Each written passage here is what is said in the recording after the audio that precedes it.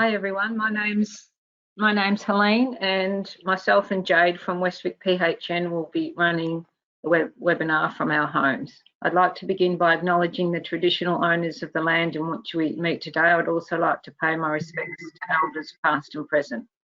So welcome to tonight's webinar everyone, and thank you for attending. The majority of our webinar events are recorded and freely available on our PHN LearnTube channel.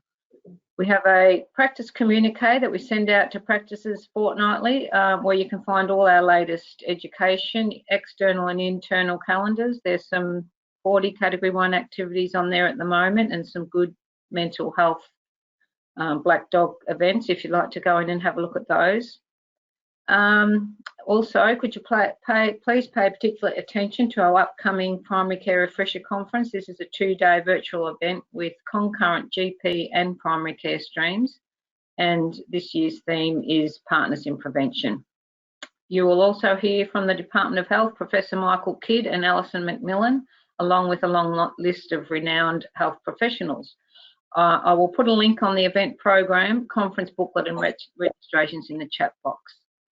During this evening's webinar, participants will remain on mute. If you have any questions, just type them in the questions box and we will address these on your behalf anonymously during question and answer time. Please make note of the Westwick PHN Health Pathways relating to this evening's webinar.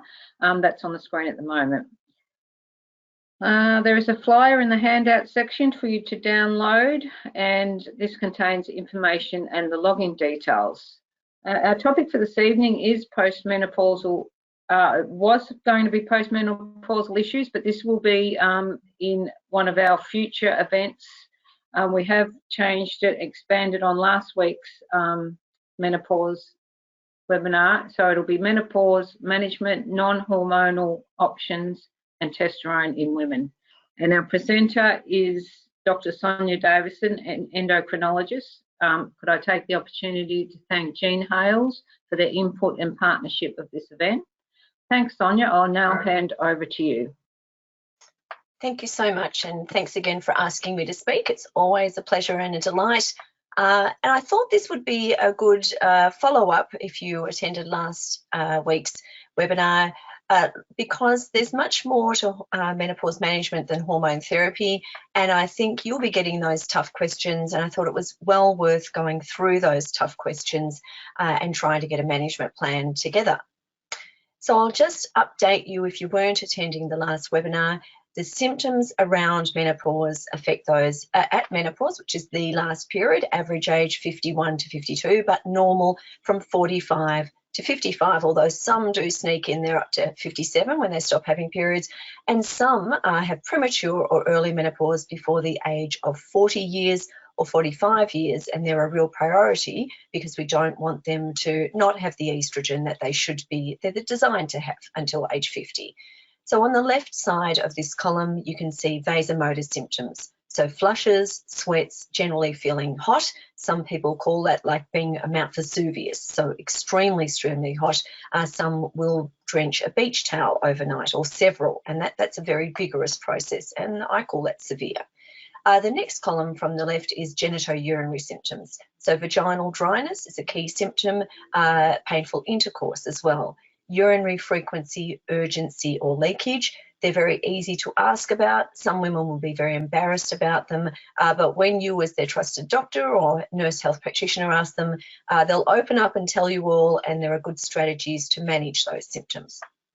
The most important thing I think with menopause is about bother. And it's about bothersome symptoms, and we'll go through that in a little bit in a minute, but mood can be extremely bothersome. They might feel cranky, there might be ups and downs, lows, teariness, anxiety, and some will even get a sort of perimenopausal psychosis. So mood stability is an issue for some women, and maybe they might not have flushes or sweats, but they might have terrible mood issues.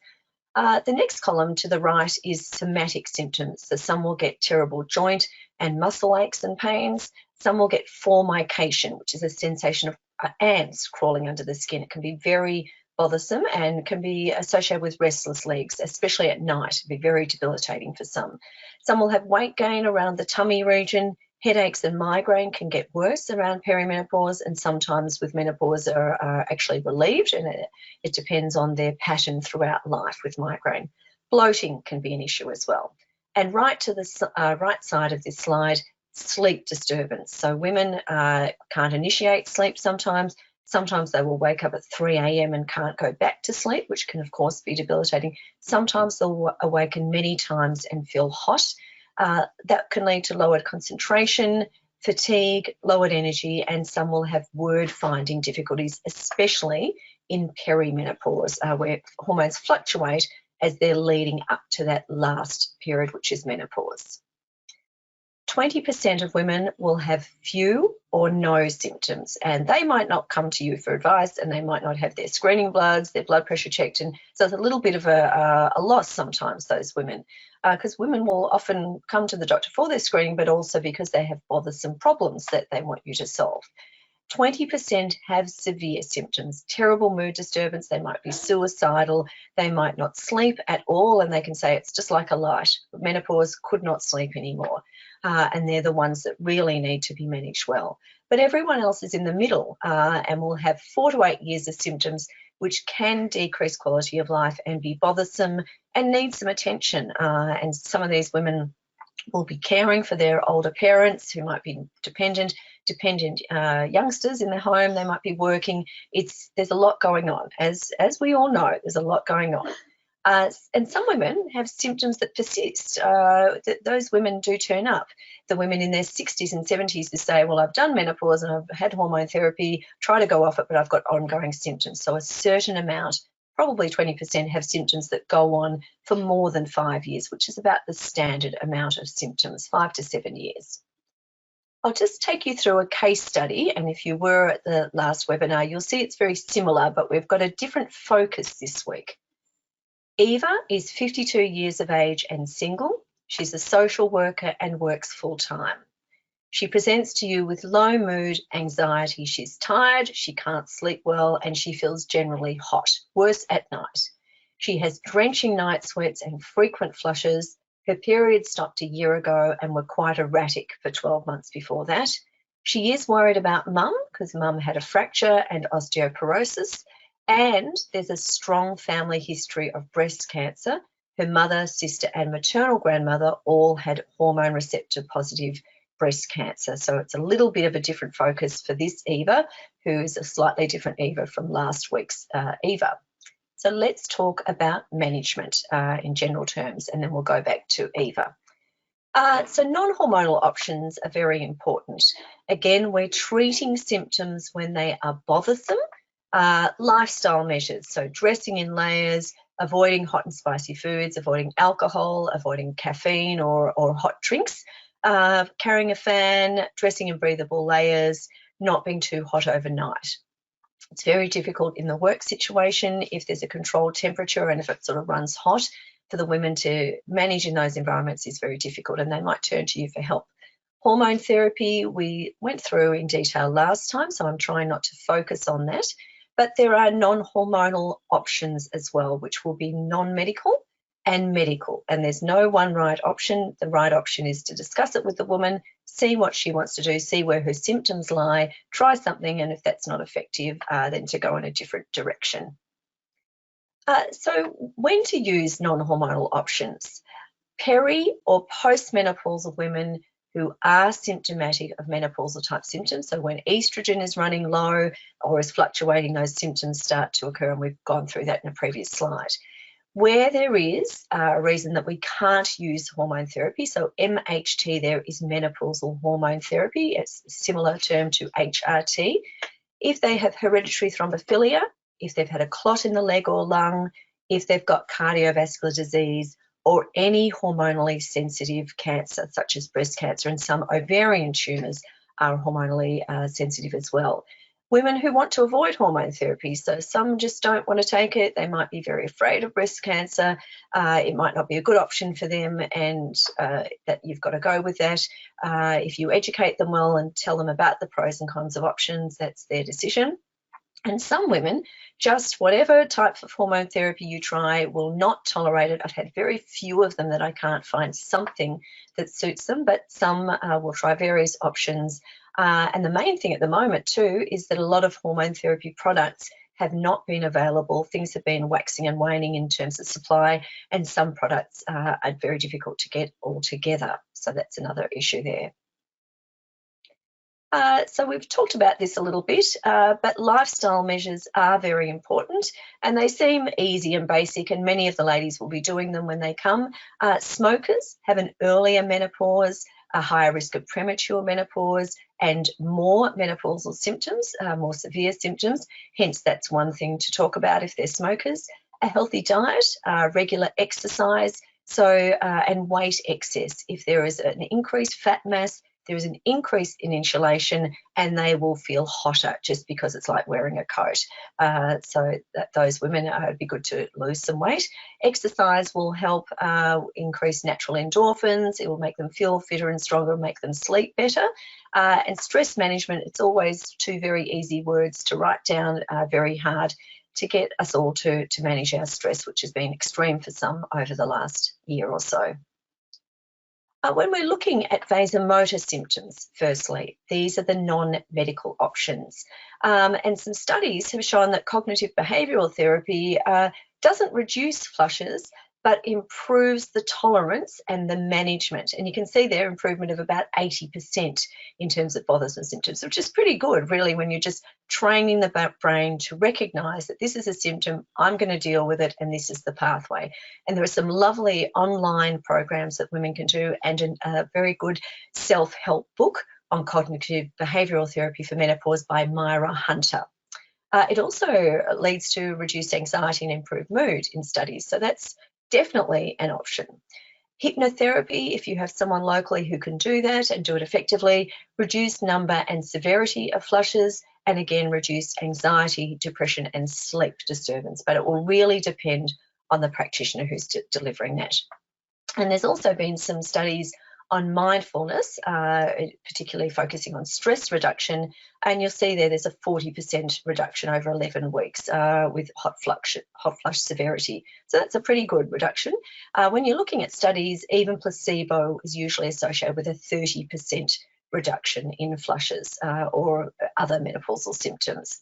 But you can see there at the bottom of the slide, significant improvements in quality of life, sleep quality, anxiety, and perceived stress. So definitely, if you're an expert in mindfulness, or if you can put women in the right direction of pursuing mindfulness training, that's also a very good option for some women.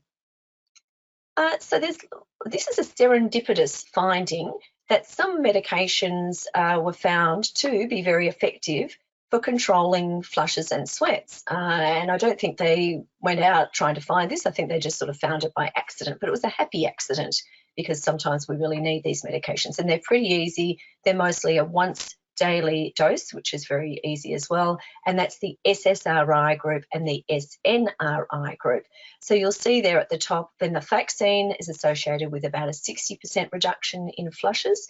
You must remember, with all of these agents, some women will have an idiosyncratic reaction and have a paradoxical increase in flushes and sweats. So just remember that. And if someone comes to you and they're on one of these and they're already having sweats, it would be worth looking at changing that.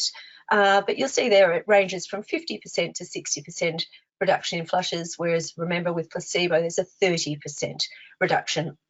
But with the venlafaxine dose, I wouldn't start them on a lower dose unless you're really worried about tolerance, and it is harder to use that lower dose, as you know. But 75 milligrams was the dose that in studies was associated with that reduction.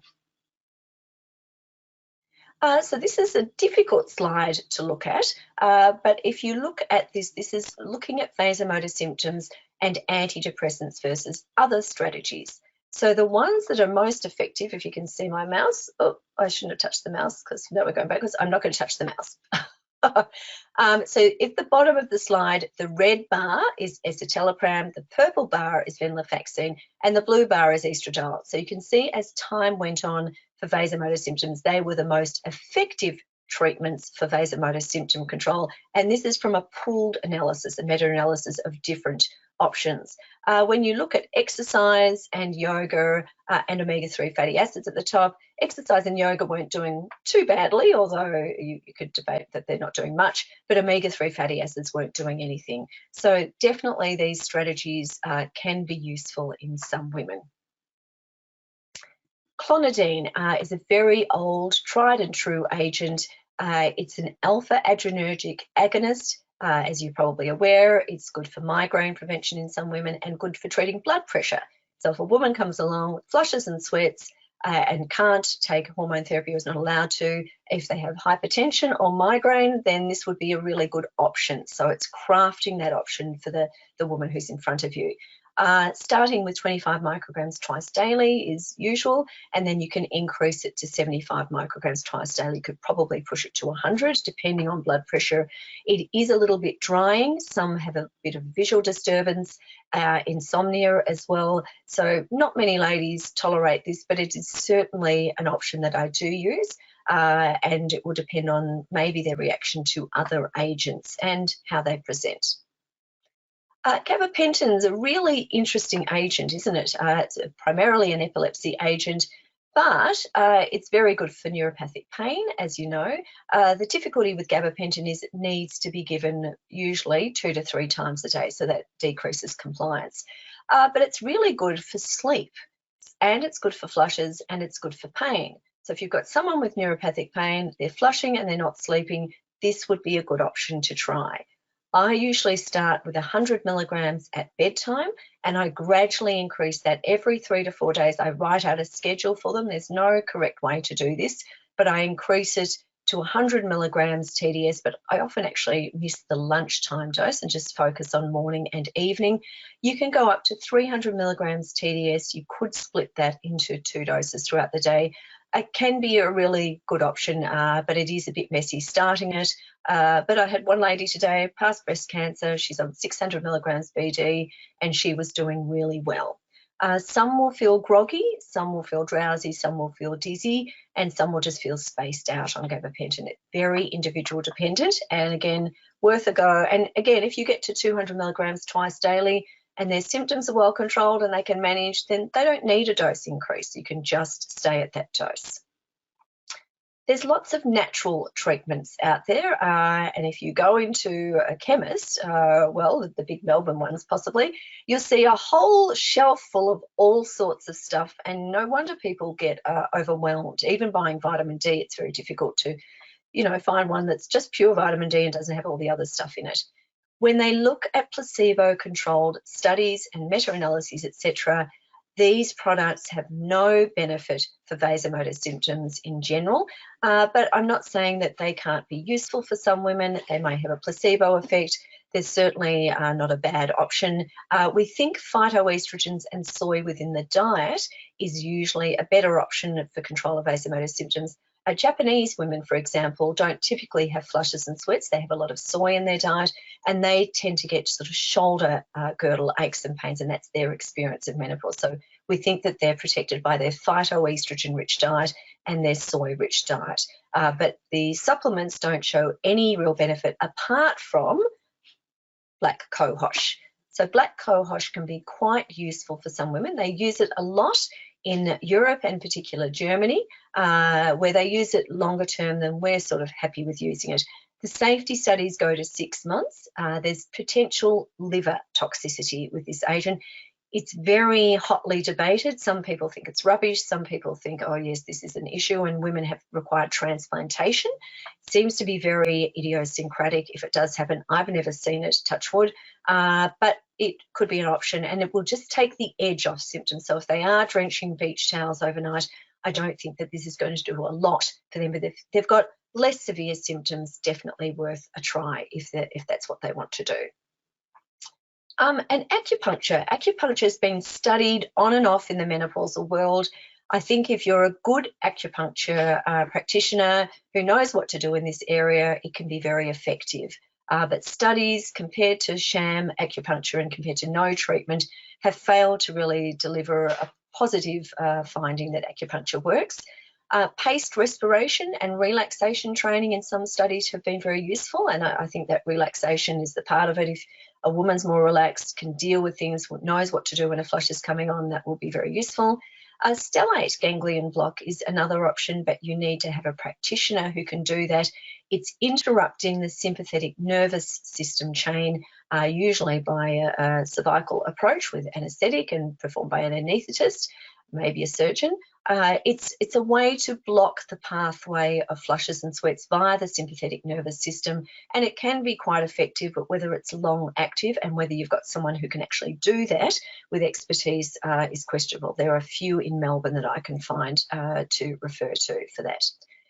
So this is hypnosis, and they did sham or real hypnosis in this study, and they compared it with venlafaxine. So you can see there the placebo, and you do get a placebo effect up to week 8. There was a reduction in symptoms with placebo, 25%, and all of the other options, venlafaxine and hypnosis, venlafaxine or sham hypnosis, placebo and hypnosis, and placebo and sham hypnosis, which really, if you think about it, there can't be much happening. If they're on placebo and having sham hypnosis, there isn't much happening. So I don't know why that's down there with the red arrow, but those things are about 50% effective in terms of reducing hot flush scores. And for some women, that'll be all they need. A 50% reduction is a good reduction, I think, even for severe symptoms. Sleep disturbance is my next focus. So new onset sleep disturbance affects 30 to 50% of women around midlife and menopause, and is due, we think, to the fluctuating hormones before menopause, and then to the very low estradiol level that they have after menopause. As I said before, difficulty initiating sleep, frequent wakening overnight, difficulty reinitiating sleep. And I have some ladies who listen to the BBC for hours in the night, who read books, and I think sleep is for sleep. You need to be there asleep and shouldn't be waking up. That's what our bodies are designed to do. The waking often occurs prior to a hot flush, and there can be a whole sequence with palpitations and nausea, etc. as well. We don't really understand this. There is an association with depressive or anxiety symptoms too. Cognitive behavioural therapy is very effective and a good first-line approach. And as you've just heard, there are self-help books to do that and online programs too. Excuse me. Hypnotherapy can also be very useful for sleep disturbance and mindfulness as well. And again, it depends on your access to these, but that's what the beauty of online programs and self-help books, if a woman can attend to those and follow it through. So this is cognitive behavioural therapy for sleep purposes, and you'll see on the right side of that graph there, that's a menopausal education group, and you'll see that the white bar is no insomnia, the sort of semi-grey bar is sub-threshold insomnia, the darker bar is moderate insomnia, and the very dark bar in each of those is severe insomnia. And this study went for 24 weeks. So you'll see with the cognitive behavioural therapy group, there's a lovely improvement in the women who had no insomnia, that big white bar there in the middle of the graph, which really is demonstrating that this is working pretty well. Even the menopausal education seems to be working somewhat there. You can see that no insomnia at week 24 on the far right of that graph did tend to be effective, but not so much as cognitive behavioural therapy. Genitourinary symptom is important to recognise. It used to be called vulvovaginal atrophy, but then some people got a bit upset that it was called atrophy, and so they've nicknamed it or renamed it GSM, genitourinary symptom of the menopause. You might see that around. It affects approximately 50% of women. You'd think if estradiol level ubiquitously falls from menopause that it should be a higher percentage, so I think there's less bother out there for some women. But the symptoms are vaginal dryness, dyspareunia, urinary frequency, urgency, leakage, again related to low estrogen, change in vaginal flora, change in the vaginal makeup, the nerve supply is reduced, the blood supply is reduced, everything's getting dry, flaky, the pH changes. It sounds dismal, doesn't it? There are topical preparations, and they're the first choice for symptoms. If your symptoms, or a woman's symptoms, are local, and if they're genitourinary, I would treat those first and foremost. If they have flushes and sweats, they might need some systemic treatment, but you can easily treat these symptoms. But again, it's important to ask. Women may be embarrassed. So some women using systemic hormone therapy may require additional topical vaginal therapy, especially at the start of therapy, and may not need that after 2-3 months, because these treatments do take about 2 to 3 months to kick in, so to speak, because there are vaginal changes that need to be reversed in a way. Ovestin cream and ovules, that's the estriol product, excuse me. Vagifem pessaries have the estradiol in them. They're meant to be used nightly for 2 weeks. They just pop them in before they go to sleep, then twice a week. It is hard for women to remember those on an ongoing manner. You don't require any progestogen cover when a woman is on vaginal estrogen, and the recent meta-analysis has shown there's no increased risk of breast cancer. However, if a woman has had an estrogen-dependent cancer, you definitely want to make sure that their surgeon or oncologist is happy with estrogen-only use or vaginal estrogen use. I would always go for estriol first, if possible, if you needed to use estrogen in that regard, because there is a little spillover of estradiol into the bloodstream with the Vagifem product, which is the estradiol product. If a woman has aromatase inhibitor use, we can't use vaginal estrogen. And there's a lot of interest in vaginal laser therapy. There's various programs for that. I know some gynecologists have bought expensive machines that they want to use, but we just don't have long-term data. There are studies underway at the moment. And if you were happy enough to attend our Australasian Menopause Society conference in November in Adelaide, I think we'll be looking at vaginal laser again, because I think some studies have been performed that will be about to be reported by that stage, hopefully. So what non-hormonal options can we offer? There are vaginal moisturizers. So when I describe these to ladies, I say, well, you moisturize your face, you're moisturizing down below as well. There's a polyphilic gel. I've mentioned the brand name Replens because in studies that product has done essentially what vaginal estrogens have done. Some women say it doesn't work, but it's definitely worth a try, and that would be my first line if someone has had breast cancer and complaints of vaginal dryness, for example. Vaginal lignocaine reduces dyspareunia and sexual distress. You'll need to think about that a little bit more. It can be useful, but I think not many women will use that. The lubricants, very important. There's lots of lubricants and lots of products out there. There's no difference between silicone and water-based. It's probably what the woman prefers. When we've looked at the studies in detail and looked at the products at Jean Hales, we prefer the silicone product. We're trying to replicate the vaginal secretions and the vaginal environment, essentially. And those two products there, I've mentioned those because we've researched those products, the total as a group, and they are the products that seem to replicate the vaginal secretions and the environment most closely. There's a silicone-based product and a water-based product, both listed there.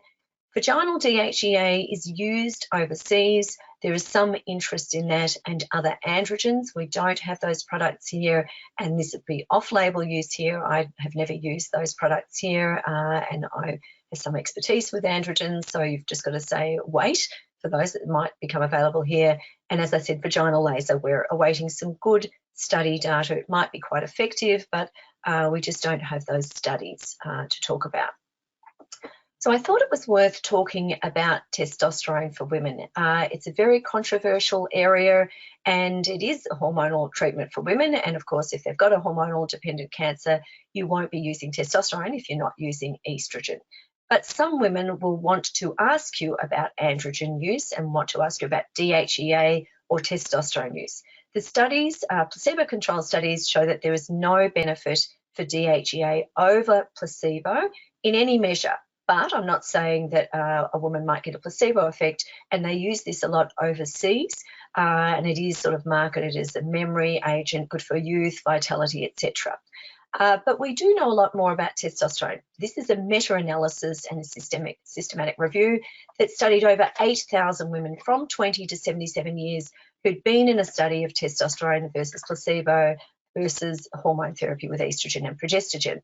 And you'll see all of the red arrows there, there's been an improvement. So frequency of satisfying sexual events, which is what the FDA have stipulated that must be in a study of sexual function. They must have, for women, have an increase in events rather than just an improvement in desire or whatever.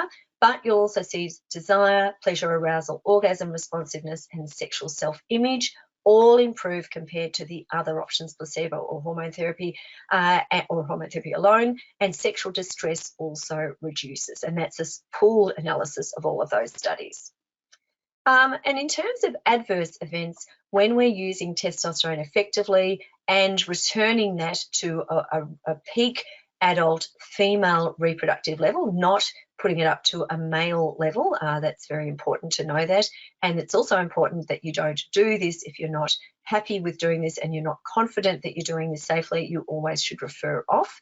There's a lovely information page on the Gene House website about testosterone. There's also an information page on sexual function at the Australasian Menopause Society website, freely available. But in terms of adverse events, if you're talking to women about testosterone, the main ones were hirsutism, which when you're using a thigh application of a topical cream will usually be a fuzzy thigh, but they may get an increase in hair growth elsewhere. They may get a little bit of scalp hair loss as well, so that can be a barrier. Acne is one thing. Weight increase might happen because they favour muscle mass, so testosterone favours muscle mass. Men who don't have testosterone increase their fat mass and lose their muscle mass, and we think that's the same for women. But the important thing on the top of that slide there with the blue straight across, the first blue straight across arrow, is that serious adverse events really weren't seen across the board in those studies.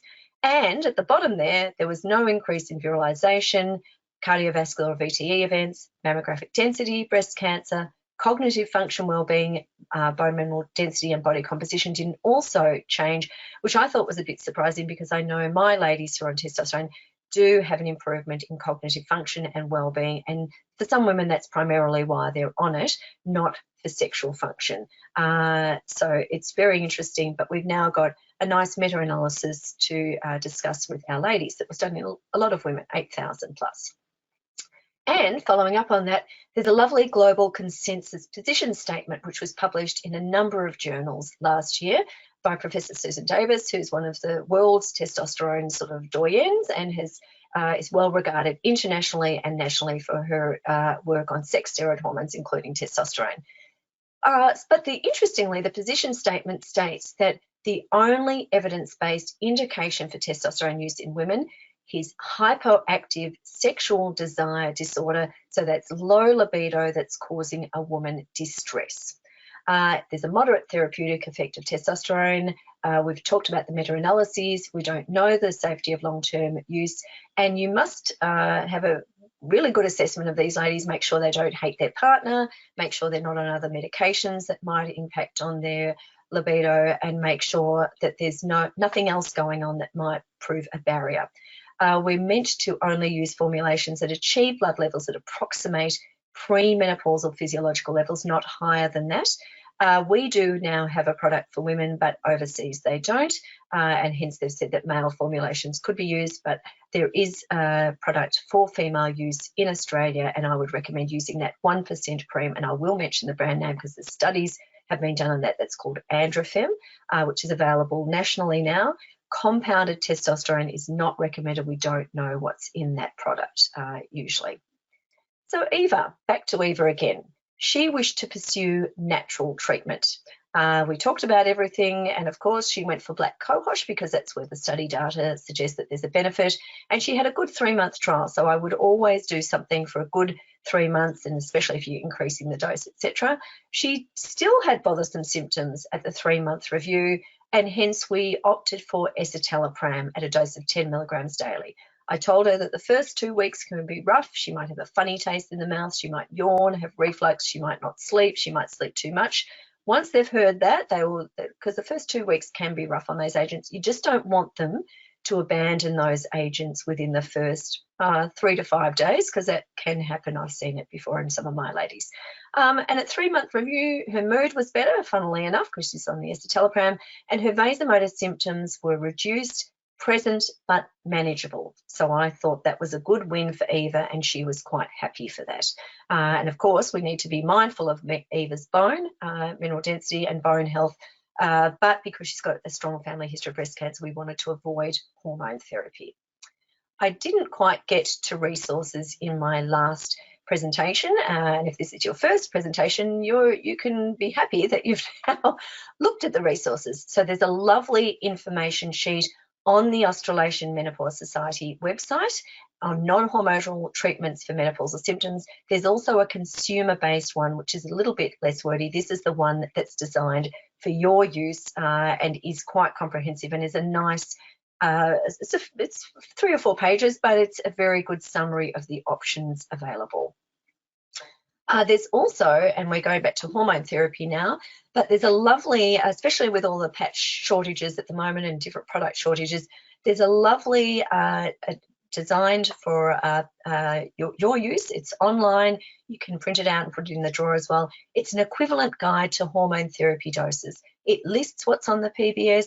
It lists what's an estrogen only, what's a progestogen only. It lists what's low dose, middle dose. It lists combination products. So it's a really, really useful product list. If a woman is saying, I can't get this, what else can I have? And the chemists have been very good at taking this up as well. And you see that's estrogen only and progestogen's there. We've spent a lot of time trying to finesse this. Gene House for Women's Health, as you know, will try everything they can to make sure every key item in women's health is covered. We have a lovely menopause tool down the bottom left-hand side in the sort of aqua blue. It does go through hormone therapy. It does go through special situations such as what to do with hirsutism, etc., like that. And it does go through non-hormonal options as well. But there are other menopausal, other tools available too. There are health professional education. We have e-learning courses on the Australasian Menopause Society website and at Gene House for Women's Health on fertility, managing menopause, etc. Webinars, you're part of one of those, but there's also premature menopause, which is a niche area. There's one on sexual function and menopause and mood. And there's a lovely one on migraine and hormone therapy and hormones as well, which is really useful too. There's also this, which is the practitioner's toolkit for the management of the menopause. Dr. Fiona Jane, who's a women's health specialist GP, spent tireless hours trying to get this together with Professor Susan Davis's team, and it's a comprehensive document which doesn't just go through hormone therapy. It's a very good reference document. It's freely available and out there, and there's none better. I've seen lots of these tools throughout the world. It's very useful because it's got this lovely algorithm which looks through what's the main issues, can they have hormone therapy, and what are the options in terms of non-hormonal and hormonal options. It does have doses, etc. There, it is a more comprehensive document, but you do have this very nice algorithm, which is a nice summary as well. There are consumer booklets. There are multilingual fact sheets now. We've really been trying to get some information out there that's good quality. We review this very frequently to make sure it's up to date. So I'll point your direction, point you in that direction. And I am now going to hand over because I believe we may have some questions. I'm delighted to have spoken to you tonight, and I'm also up for your questions if you would like to start forwarding them to me. Thanks so much.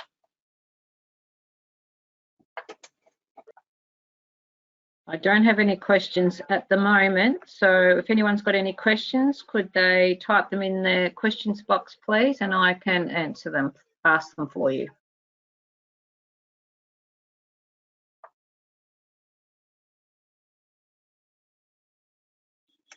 I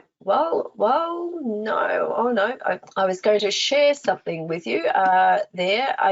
I just wanted to draw your attention to the fact that there is a lovely conference in women's health planned for a face-to-face conference in Adelaide in late November. The Australasian Menopause Society is organising that.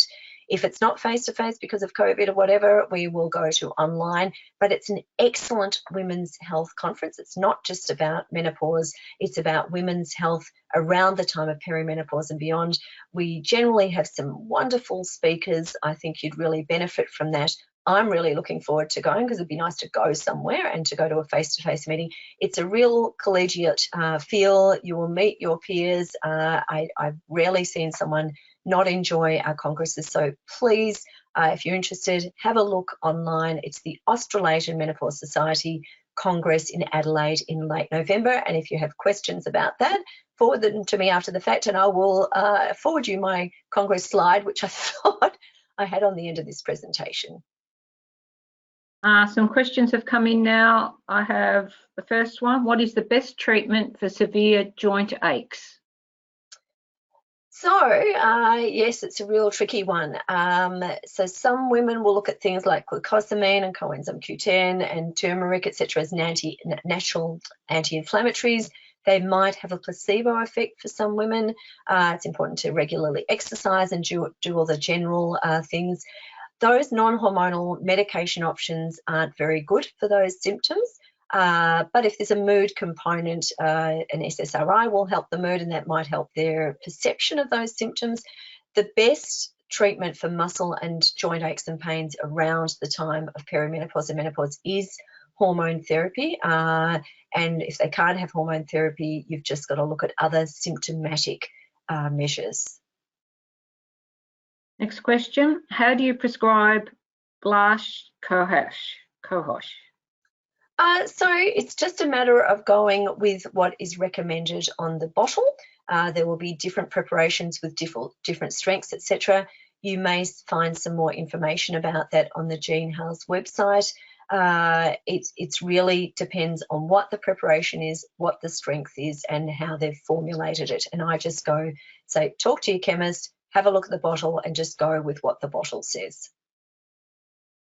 Thank you. Any age issues cut off with any medication? With the non-hormonal options, not really. If you have other issues and health issues, and you think, oh, gabapentin's going to make them too groggy and they might not be good for driving, whatever, you might want to just think again. There's no absolute age cutoff for these non-hormonal options. For menopausal hormone therapy, we usually don't want to initiate after the age of 60 years or within 10 years of menopause. And you must remember some have reached menopause at age 57, so that might go up to 67. There's no set rule here with age with the things that I've been discussing today. Next question. PMB after 3 years menopause, but related to naturopath giving herbal mixture of menopause symptoms, including black cohosh, coals, PMB, be due to that?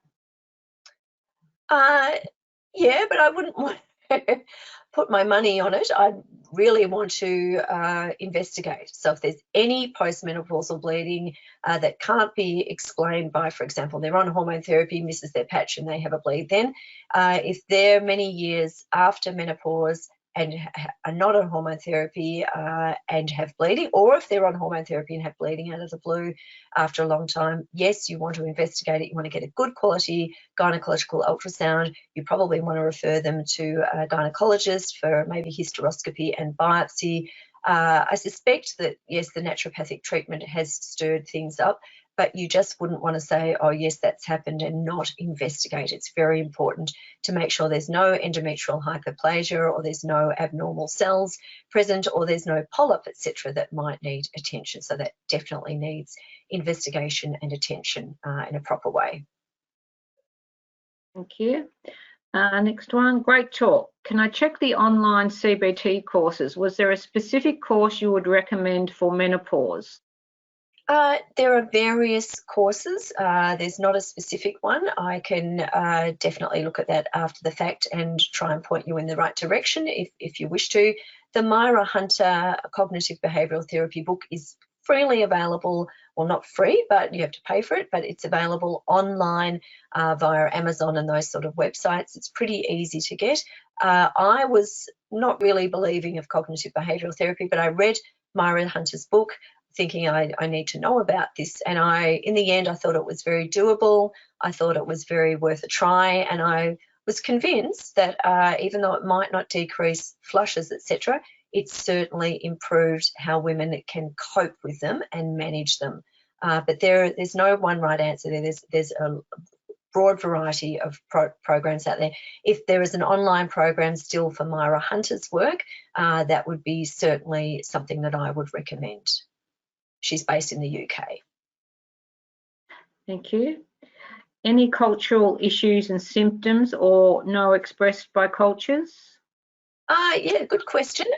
Yes, as I said, with the Japanese women, they typically get these shoulder girdle aches and pains at menopause, and not the flushes and sweats, because they're sort of protected by their soy and phytoestrogen rich diet. There are increased frequency of symptoms in African Americans, for example, and Hispanic women when they've looked at US studies. There is definitely, in some cultures, menopause is wanted. It's a form of honour. They don't see the bother in it as we do in sort of Caucasian or other countries, developed nations, I suppose you'd call it. There are some cultural barriers to hormone therapy use, and there are some very odd practices out there. For example, I read of a study in Greece where they used petrol, which I thought was very odd, and most of us would. So there are different ethnic and cultural perceptions of menopause. It's important to try and find those out and educate about menopause generally, and try and point women in the right direction. If there's not information in their language, for example, there certainly is if you hunt around. Jean House has some of those information sheets. Australasian Menopause Society has one in Vietnamese, and you can find them if you search. You need to do a little bit of searching online. But yes, it's a good question, and yes, there are certainly different cultural approaches to menopause and take-up of treatments after menopause. Can you use Ovestin 3 times per week for the rest of the woman's life?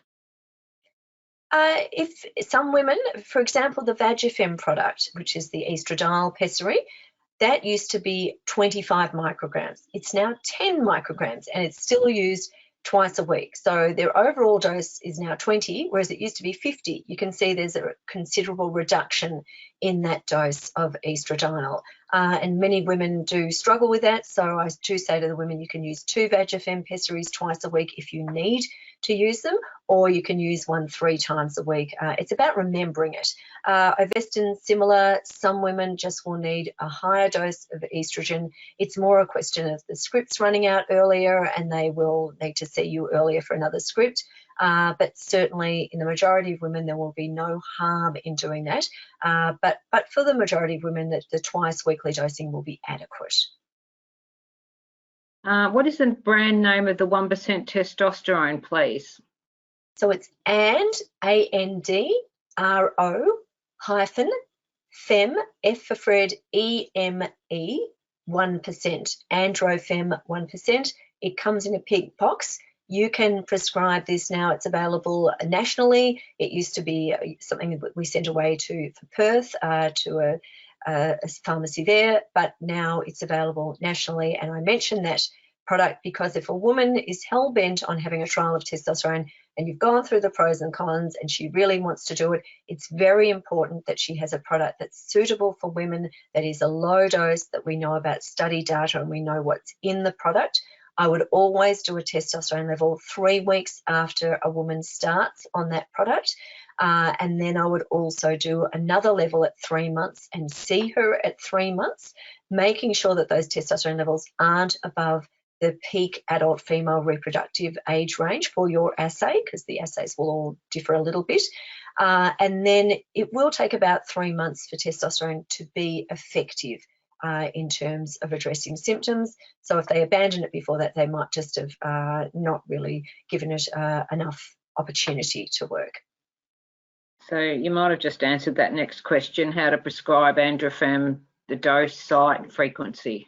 There is some lovely information at the Jean House for Women's Health website and on the Australasian Menopause Society website. The company that makes Androfem will have some great webinars. There was a lovely webinar on testosterone use at the Australasian Menopause Society website, so you can ask our Executive Officer, Vicky Doherty, if you'd like to gain access to that. And the company is very forthcoming. They're very knowledgeable about their product. They're extremely helpful and they will be very useful in terms of you contact them directly. They will give you some very good information about how to use that product. Any different symptoms for women who have had a hysterectomy early in life? So the women who've had a hysterectomy early, they do tend to present earlier, and we think that it's because when the hysterectomy has been done, it's interrupted the ovarian nerve or blood supply, and there's essentially been trauma to the pelvic region, and that might affect ovarian function after the fact. Those women do tend to present earlier. They might either have a blessed relief from having the hysterectomy because whatever pathology was there, they're rid of, or they might start to have earlier flushes and sweats and be more symptomatic. Yes, it's a good question, and yes, they often will have earlier symptoms. Thank you, Sonia. I don't actually have any more questions. Could I just take this opportunity to thank you very much for your 2 presentations. Absolutely fantastic. Great question and answer time. And I'm sure we're going to see you back again. We do a lot of stuff with Jean Hales. For the attendees, don't forget your survey.